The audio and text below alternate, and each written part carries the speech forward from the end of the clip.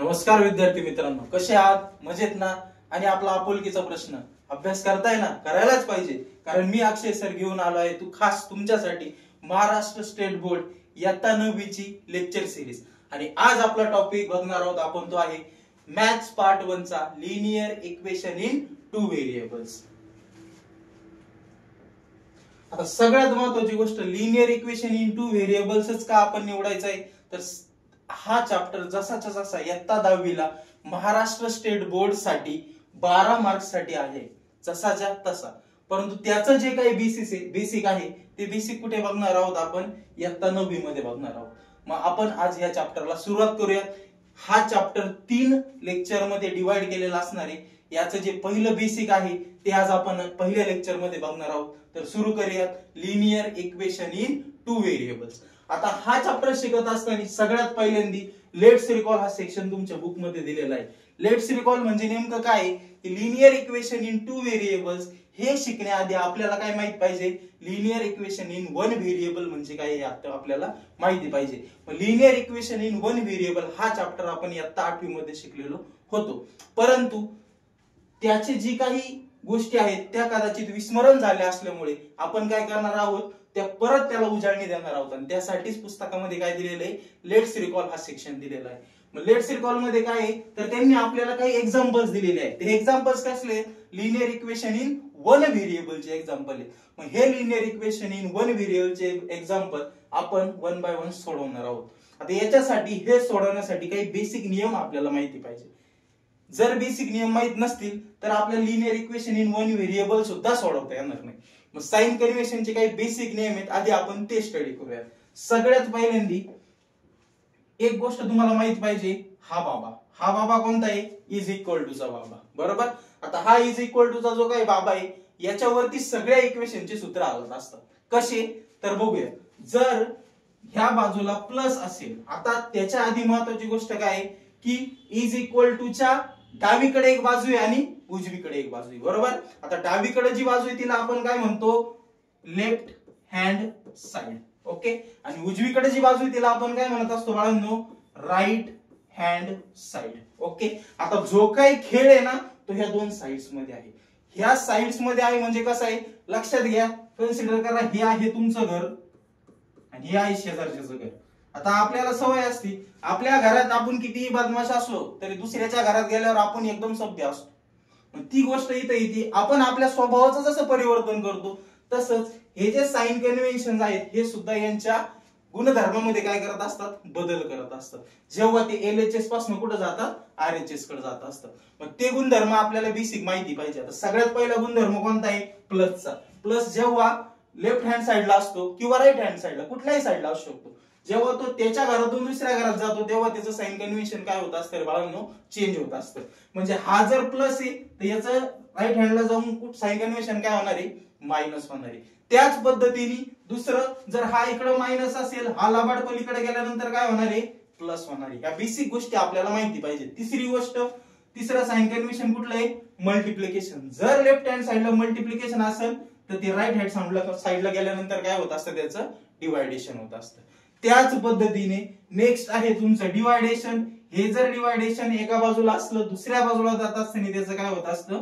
Multiplication. आता हे जर बेसिक नियम आपल्याला माहिती असतील तर आपण इझिली कुठलंही इक्वेशन काय करू शकतो बाळांनो? सॉल्व्ह करू शकतो। मग हे इक्वेशन सॉल्व्ह करत असताना हे बेसिक नियम घेऊनच आपल्याला काय करायचंय?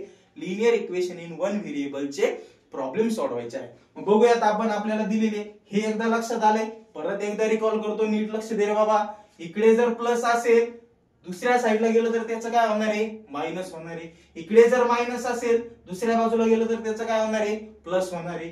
त्यानंतर इकडे जर मल्टिप्लिकेशन असेल, दुसऱ्या बाजूला गेल्यानंतर त्याचं काय होणार आहे? डिवायडेशन होणार आहे। आणि चौथी गोष्ट, जर इकडे डिवायडेशन असेल त्याचं दुसऱ्या बाजूला गेल्यानंतर काय होणार आहे? मल्टिप्लिकेशन होणार आहे। आता हे बेसिक नियम घेऊन आपण काय करूया? Let's recall.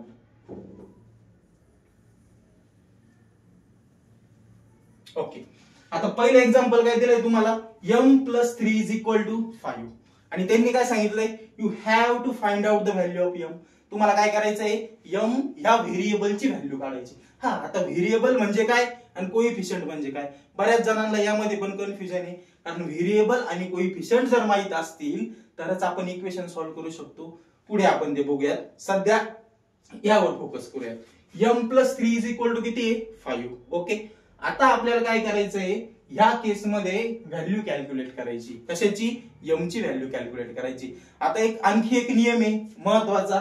ह्या इज इक्वल टू च्या डावीकडे LHS ला आणि इकडे RHS ला एक तर एका बाजूला व्हेरिएबल घ्यायचे सगळे आणि उरलेल्या दुसऱ्या बाजूला काय घ्यायचे असतात? कॉन्स्टंट घ्यायचे असतात. आता व्हेरिएबल आणि कॉन्स्टंट नेमकी काय भानगड आहे हे पण आपल्याला समजलं पाहिजे. आता काय, हे जे इक्वेशन दिलंय या इक्वेशन मध्ये जे अल्फाबेटिकल ऑर्डर मध्ये दिलेले आहेत ते सगळे काय आहेत? तुमचे व्हेरिएबल्स आहेत. आणि जे नंबरिकल ऑर्डर मध्ये दिलेत ते सगळे काय आहेत? तुमचे कॉन्स्टंट आहेत. मग आता पहिला नियम काय सांगतो तुम्हाला, एका बाजूला तुमचे व्हेरिएबल्स आले पाहिजे आणि एका बाजूला काय आले पाहिजे रे? कॉन्स्टंट आले पाहिजे. मग दिलेल्या ह्या एक्झाम्पल मध्ये जर आपण बारीक बघितलं तर हा m काय आहे? माझा व्हेरिएबल आहे आणि 3 आणि 5 हा काय रे? माझा कॉन्स्टंट आहे. मग माझं महत्वाचं काम काय आहे की इज इक्वल टू च्या ज्या लेफ्ट साइडला ही माझी झाली LHS आणि ही कुठली झाली? RHS. मला काय करायचंय, व्हेरिएबलला एका घरात टाकायचंय आणि कॉन्स्टंटला काय करायचंय बाळांनो? एका घरात टाकायचंय. मग ह्या केस मध्ये m हा माझा काय आहे? व्हेरिएबल आहे आणि 3 आणि 5 हा माझा काय आहे? कॉन्स्टंट आहे. मग मी काय करणार, हा जो 3 आहे हा इकडून उचलून कुठे टाकायचा आहे? मला पलीकडे नेऊन टाकायचा आहे. बरोबर. मग पलीकडे नेऊन टाकत असताना मी काय करणार, माझे बेसिक मॅथमॅटिक्सचे नियम वापरणार. कोणते नियम? आत्ताच सांगितले तुला. कुठले नियम आहेत ते? एका बाजूला तुम्हाला व्हेरिएबल ठेवायचा आहे, एका बाजूला काय करायचंय? कॉन्स्टंट ठेवायचा आहे. म्हणजे हा m जसाच्या तसा आला. आता हा इज इक्वल टू हा आला तुमचा 5. बरोबर. परंतु हा जो 3 आहे हा तिकडे वैताग देतोय, त्याला हकलून काय करायचंय? दुसऱ्या घरात टाकायचंय. मग दुसऱ्या घरात टाकण्यासाठी ह्या m चा बरोबर जो काय 3 आहे त्याचा गुणधर्म काय होणार आहे? चेंज. त्याची प्रॉपर्टी काय करणार आहे? तो चेंज करणार आहे. म्हणजे काय करणार आहे? त्याचं जे साइन कन्व्हेन्शन इकडे आहे ते पॉझिटिव्ह आहे, पलीकडे जाऊन तो काय होणार आहे? निगेटिव्ह होणार आहे. म्हणजे हा जो 3 हा इकडे पॉझिटिव्ह होता, इकडे येऊन काय झाला? निगेटिव्ह. निगेटिव्ह झाला रे बाबा. निगेटिव्ह झाल्यामुळे काय झालं? m is equal to 5 - 3. आता आमच्याकडे तरी 5 - 3 2 होतात. बरोबर. तुमचं मला माहित नाही.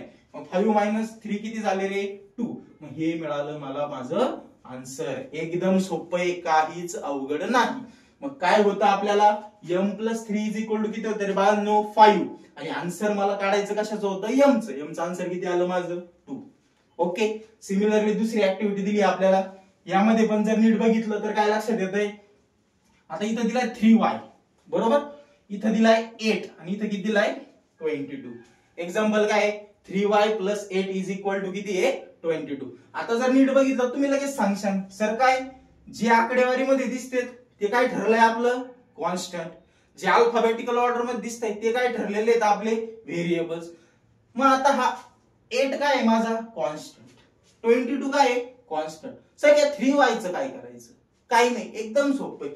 यामध्ये काय रे? यांची जोडी आहे. 3 काय झाला? कॉन्स्टंट आणि y काय झाला? व्हेरिएबल. मी काय करणार आता? सगळ्यात पहिल्यांदा हा 3y जसाच्या तसा ठेवला. काय अडचण आहे यामध्ये? आता दुसरी गंमत काय?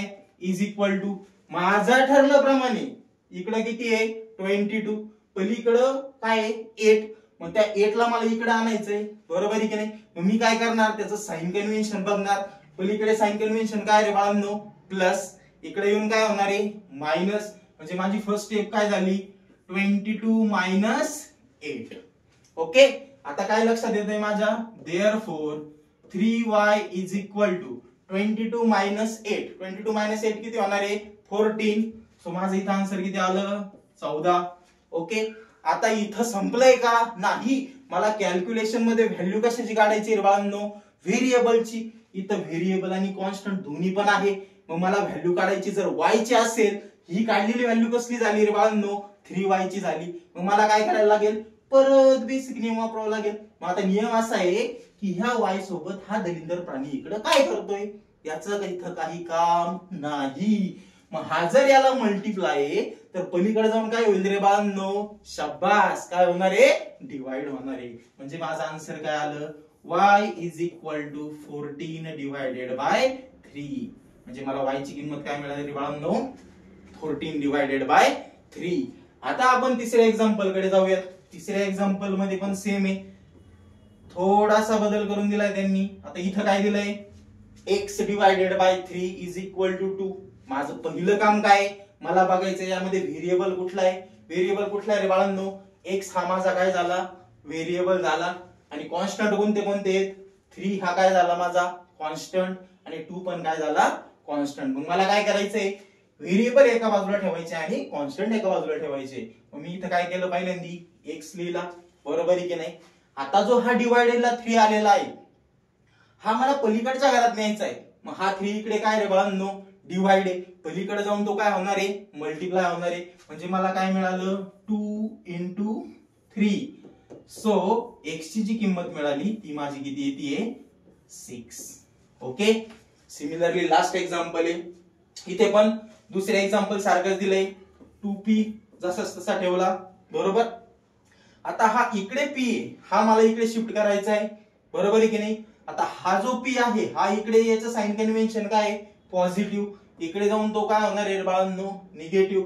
म्हणजे मला काय मिळाली इथं p इज इक्वल टू हा 4 डिवायडेड बाय 9 मी काय करणार आहे जसाच्या तसा ठेवणार आहे. मग आता काय लक्षात येतंय 2p मायनस p, 2 आंब्यांमधून एक आंबा खाल्ला, किती आंबे उरले 1.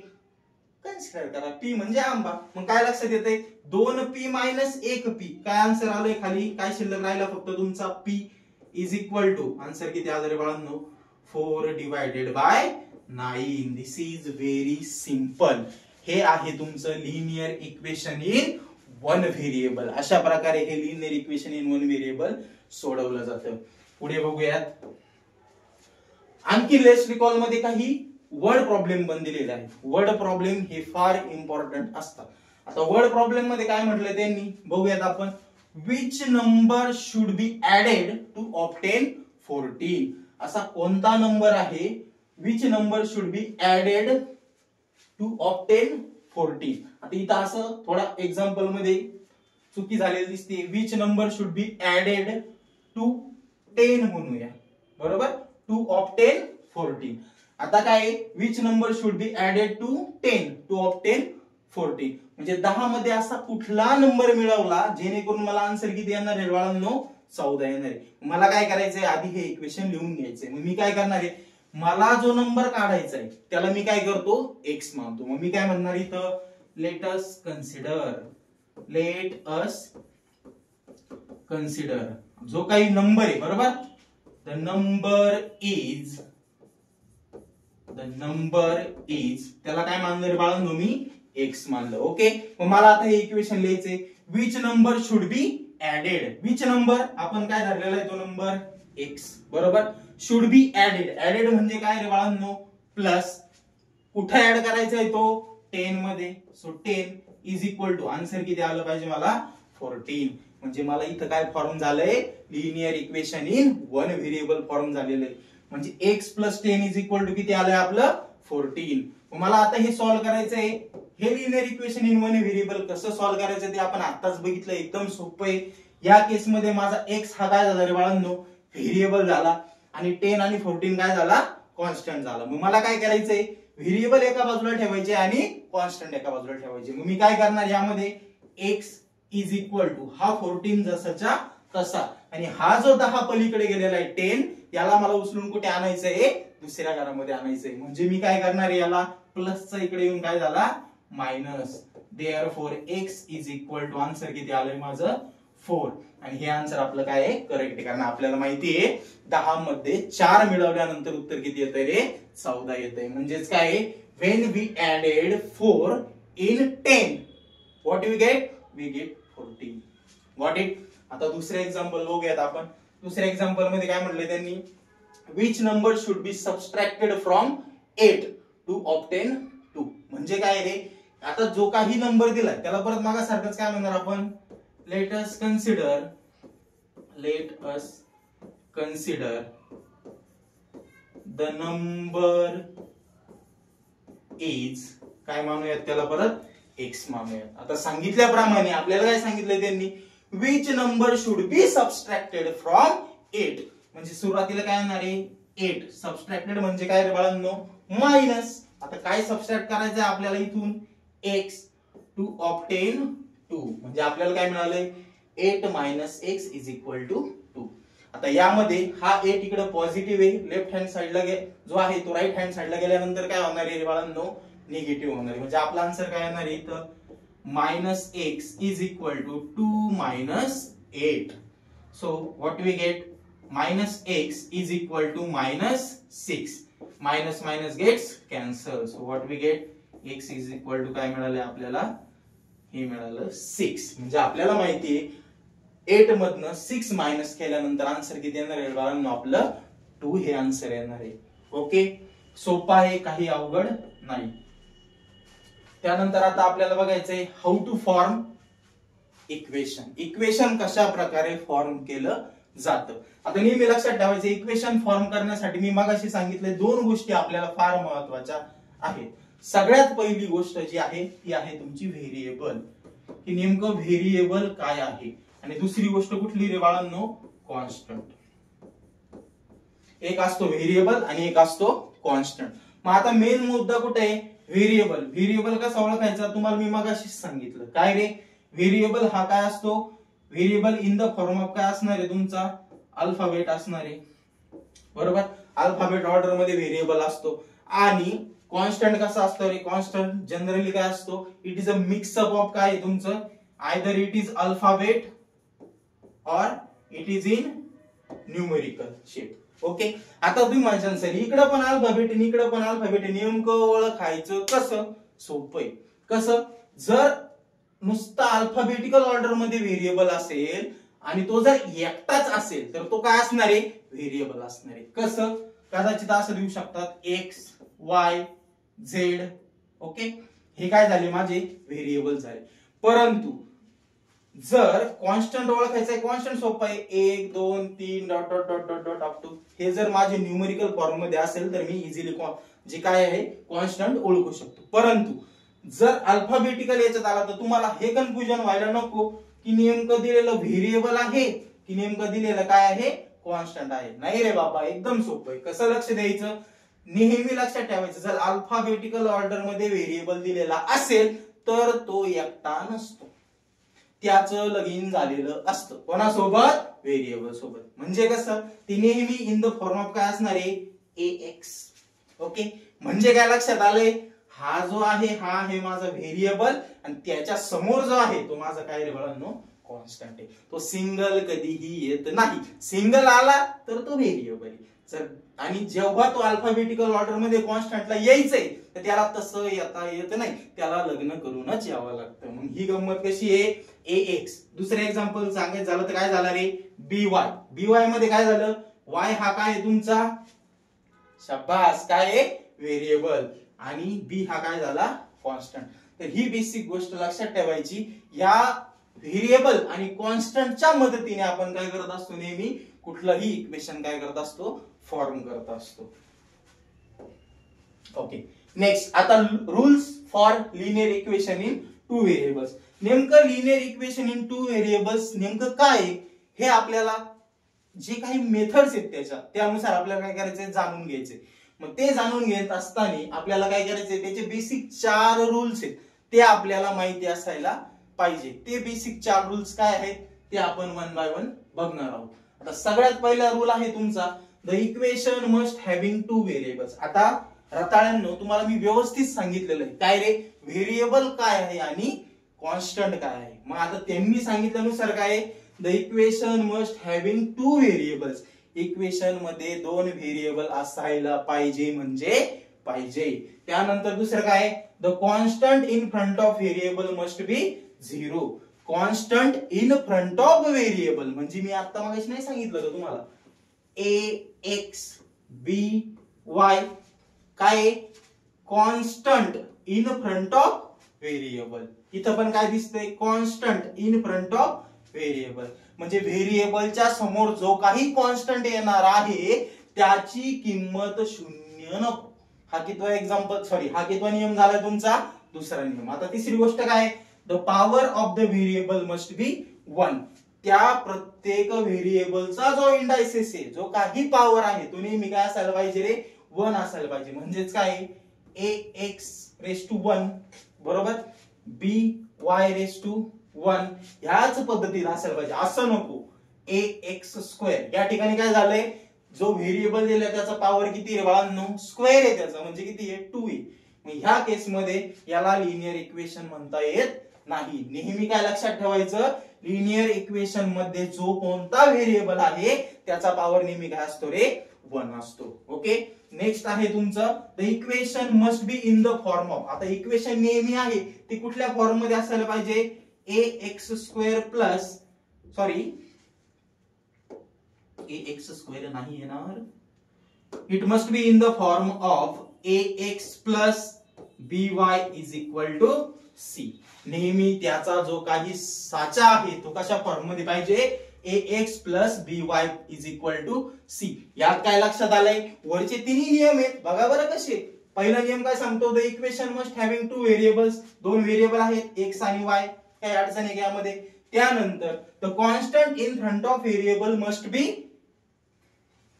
The constant in front of variable must not be 0. Spelling mistake. The constant in front of variable must not be 0. तो 0 असायला नकोय. ओके. मग आता काय लक्षात येते तुमच्या, a इथं काय रे बाळांनो b. हे दोन्हीही 0 नाहीत. 0 असते तर कसं असतं ते, 0x plus 0y is equal to c. Otherwise 0x plus by is equal to c. या दोन्ही केस मध्ये हे 0 आहेत, हे आपले लिनियर इक्वेशन नाहीत. ओके.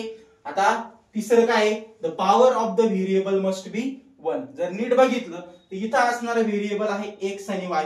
या दोघांच्याही डोक्यावर काहीच नाही म्हणजे काय रे बाळांनो, 1 आहे. म्हणजे आपल्या काय लक्षात येतंय, the power of that variable must be 1. मग हे 4 नियम आपल्याला लक्षात असायलाच पाहिजे. आपल्या इयत्ता 9वीच्या टेक्स्टबुक मध्ये ते दिलेले नाहीत, परंतु जेव्हा आपण 10th ला जातो त्यावेळेस आपल्याला हे नियम माहिती असायलाच पाहिजे. म्हणूनच 9वीचाच अभ्यास करताना आपण हे नियम लक्षात ठेवायला हवे. मग आता हे 4 नियम खूप महत्वाचे आहे. जसं लग्न पार पाडण्यासाठी एक नवरा आणि एका बायकोची गरज असते, एक वर आणि एक वधू, त्याचप्रमाणे the equation must having 2 variables. कुठलंही linear equation in two variable calculate करायचं असेल, फॉर्म करायचं असेल किंवा बनवायचं असेल तर 2 व्हेरिएबल्स असणं गरजेचं आहे. What it. हे नियम आपल्याला घेऊन आता काही गोष्टी बघायच्या. सगळ्यात पहिली गोष्ट कोणती, find the values of variables. आता काय, हा सगळा खेळच व्हेरिएबल आणि कॉन्स्टंटचा.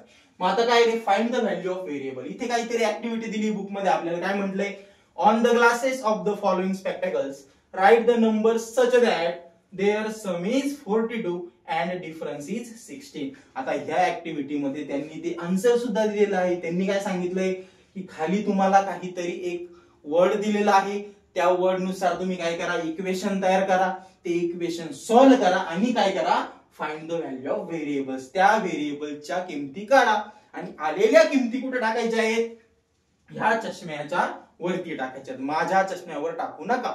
कशावर टाकायचंय, ह्या चष्म्यांच्या वरती टाकायचे. आता एक एक्झाम्पल ऍक्टिव्हिटी म्हणून त्यांनी सोडून दिलंय, सोडून नाही दिलेलं परंतु त्याचा आन्सर दिलेला आहे, आपण सोडवणार आहोत. ते सोपं आहे एकदम. काय सांगितलंय त्यांनी की ही जी कंडिशन दिली आहे, ह्या कंडिशन मध्ये जे काही 2 व्हेरिएबल्स आहेत x किंवा y, यांचे आन्सर त्यांनी दिले 29 आणि 30. ओके. आता पहिली कंडिशन काय दिली, देअर सम इज 42. दिलेले जे काही 2 इक्वेशन्स आहेत, 2 व्हेरिएबल्स आहेत, त्या 2 व्हेरिएबलची जी काही बेरीज आहे ती किती यायला हवी रे बाळांनो, 42 यायला हवी. आणि देअर डिफरन्स इज 16. त्या दोघांचा जो काही डिफरन्स आहे तो किती यायला हवाय, 16 यायला हवाय. सोडवताना मी काय करणार आहे, सगळ्यात पहिले मी म्हणणार late us consider.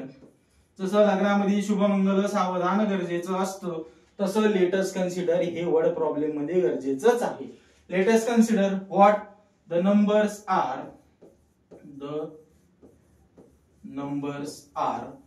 x and y. हे नंबर काय कन्सिडर केले रे बाळांनो, आपण एकाला कन्सिडर केलं x आणि दुसऱ्याला काय कन्सिडर केलंय, आपण y कन्सिडर केलंय. मग आता दिलेल्या कंडिशन नुसार पहिली कंडिशन काय सांगतेय, देअर सम इज 42. त्या दोघांची बेरीज किती आहे? 42 आहे. मग मी काय करणार? x plus y is equal to 42. Equation number काय आहे बाळांनो? 1. ओके. आता नेक्स्ट काय सांगितलंय? Their difference is 16. त्यांचा जो काही फरक आहे तो किती दिलेला आहे बाळांनो? 16 दिलेला आहे. म्हणजे इथे काय येणार आहे? x minus y is equal to 16. Equation number 2. Okay. आता तर मी इक्वेशन फॉर्म केली. आता बेसिक प्रश्न असा की हे इक्वेशन सोडवायचे कसे? ओके. आता हे इक्वेशन कसे सोडवायचे याचा तुम्हाला एक शॉर्ट रिकॅप सांगतो. ओके.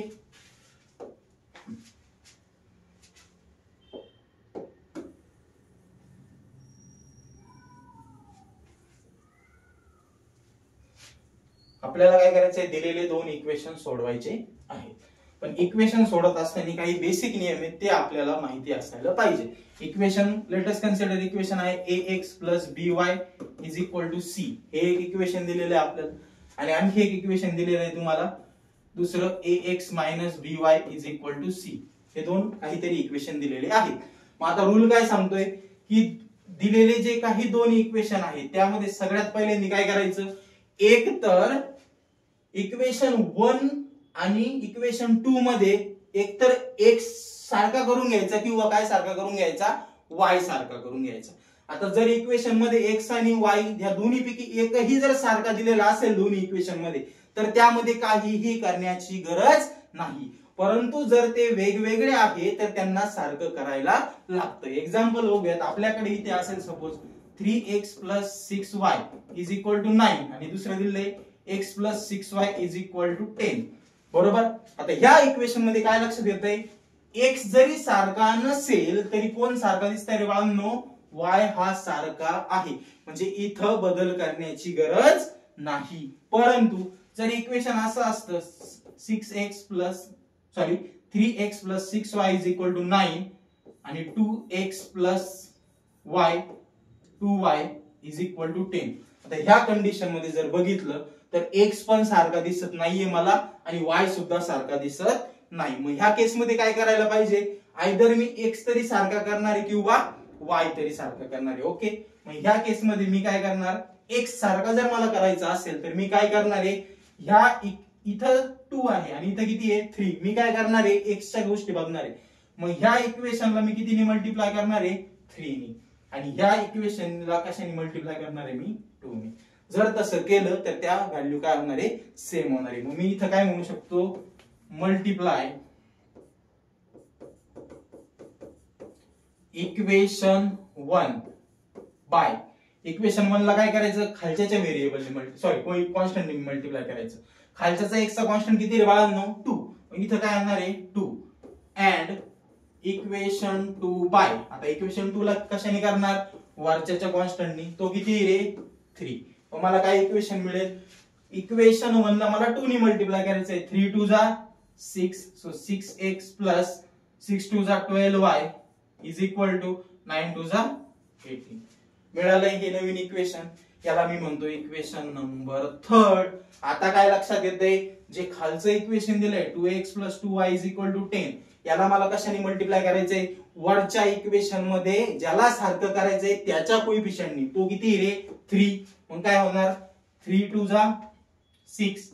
सो 6x प्लस 2 3 जा 6y इज इक्वल टू 10 2 जा 20. आता हे झालं माझं सारखं. बघा x सारखा करायचा ठरवला होता. इथं पण काय आला? 6x आणि इथं पण काय आला? 6x. म्हणजे पहिला नियम काय सांगतोय? आयदर तुम्ही x ला सारखं करा किंवा y ला सारखं करा. ओके. आता दुसरा छोटासा नियम आहे. कसा आहे की जर ज्याला आपण सारखं केलेलं आहे त्याचं चिन्ह जर सारखं असेल, नीट लक्ष द्या, दिस इज मोस्ट इम्पॉर्टंट. त्याचं जर साइन कन्व्हेन्शन सारखं असेल तर त्या इक्वेशनची आपण सबस्ट्रॅक्शन करतो.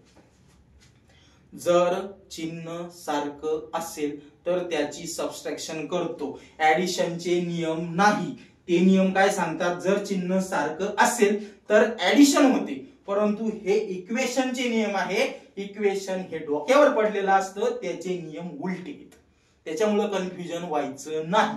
जर साइन सारखे असतील तर मायनस होईल. उदाहरण इथंच बघा. इथं पण 6x आहे, इथं पण काय रे बाळांनो 6x.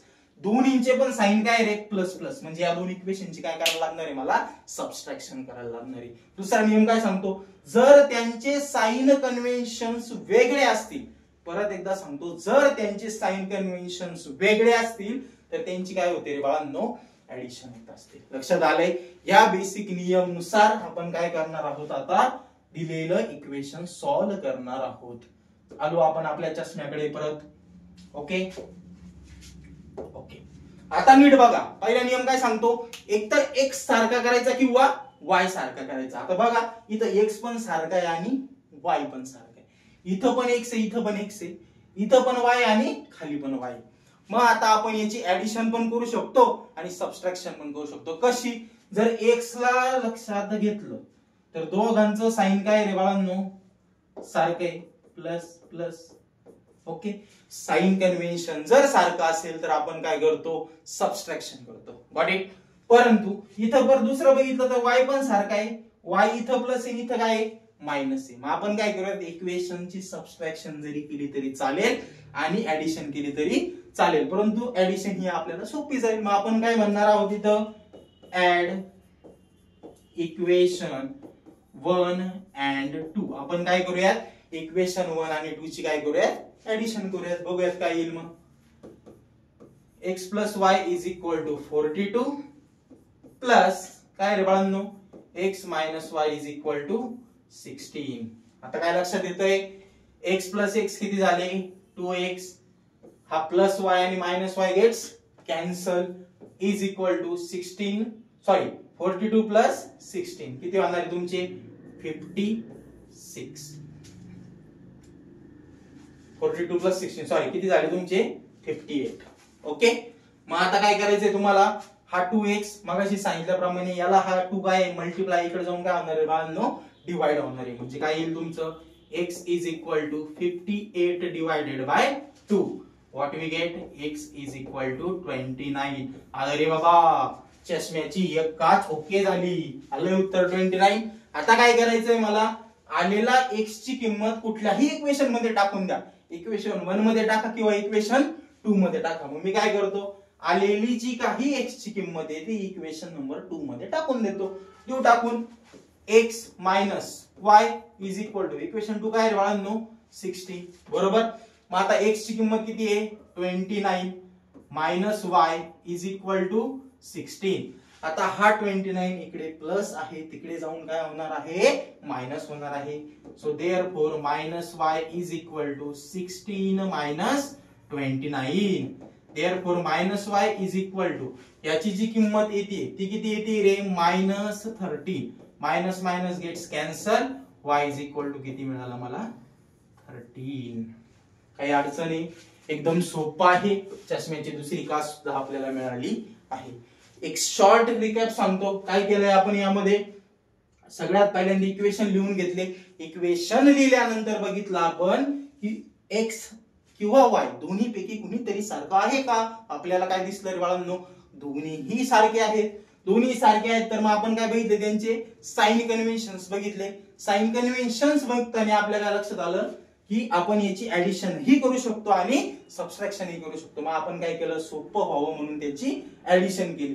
सॉल्व्ह केल्यानंतर मला x ची एक किंमत मिळाली, ती माझं पहिलं आन्सर झालं. मला y ची किंमत काढायची होती त्यामुळे मी आलेली x ची किंमत इक्वेशन 1 किंवा 2 दोन्हींमध्ये जे सोपं वाटेल त्यामध्ये टाकली आणि दुसरं आन्सर काढलं. आय होप व्यवस्थित कळालं असेल. नेक्स्ट. ओके, आता आणखी एक एक्झाम्पल दिलंय तुम्हाला. Same their sum is 37 and difference is 11. आता काय परत मगाच्या सारखं लेट्स कन्सिडर. काय कन्सिडर करणार आहे तुम्ही the numbers are x and y. दिलेले नंबर कुठले तर बाळांनो एक्स अँड वाय आहे बरोबर. मग आता नीट लक्ष द्या काय लक्षात येत आहे देअर सम इज 37 म्हणजे काय x plus y is equal to किती घ्यायचं आपल्याला 37 आणि इक्वेशन नंबर काय मिळालंय मला 1. आता काय सांगितलंय देअर डिफरन्स इज 11 म्हणजे काय x minus y is equal to 11. Equation number काय मिळालंय सेकंड. आता नियम चालू. पहिला नियम काय सांगतो, एक तर x ला सारखं करा किंवा y ला सारखं करा. अरे देवा, इथं तर दोन्ही सारखे, म्हणजे मगाच्या सारखंच गंमत आहे, सोपी गंमत आहे. मी काय करणार आहे इथं, ऍड इक्वेशन 1 and 2. मगासारखंच या दोघांची काय करायची, आपल्याला बेरीज करायची आहे. करूयात मग. x plus y is equal to 37 plus x minus y is equal to 11. Okay, so x plus x 2x plus minus y cancel is equal to 37 plus 11. Answer किती आलं रे बाळांनो, 48. ओके, आता हा 2 इकडे डिवाइड करायचा आहे आपल्याला. x is equal to 48 divided by 2. So x चा आन्सर किती येतंय आपलं 24. म्हणजे पहिला आन्सर काय मिळालंय आपल्याला 24. लिहून टाकूया तिथे चष्म्यावरती 24.